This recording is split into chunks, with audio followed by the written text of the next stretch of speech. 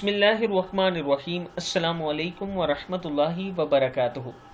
आबिद राजा channel की तरफ से आज मैं अपने दोस्तों को रसूल अल्लाह सल्लल्लाहु अलैहि वआलिहि वसल्लम का एक फरमान बताऊंगा।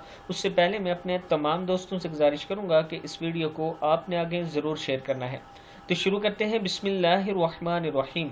हज़रत अबू हुरैरा रज़ी अल्लाह ताला अन्हो फरमाते हैं कि हज़रत फ़ातिमा रज़ी अल्लाह ताला अन्हा रसूलुल्लाह सल्लल्लाहु अलैहि वआलिहि वसल्लम से एक खादिम का मुतालबा करने आप सल्लल्लाहु अलैहि वआलिहि वसल्लम के पास आई तो आप सल्लल्लाहु अलैहि वसल्लम ने इरशाद फरमाया, क्या मैं तुम्हें ऐसी चीज़ ना बताऊं जो कि खादम से बेहतर है कि तुम हर नमाज और सोते वक्त यानी सोने से पहले 33 मरतबा सुबहान अल्लाह, 33 मरतबा अल्हम्दुलिल्लाह और 34 मरतबा अल्लाहु अकबर पढ़ लिया करो। मुश्कात शरीफ की हदीस है।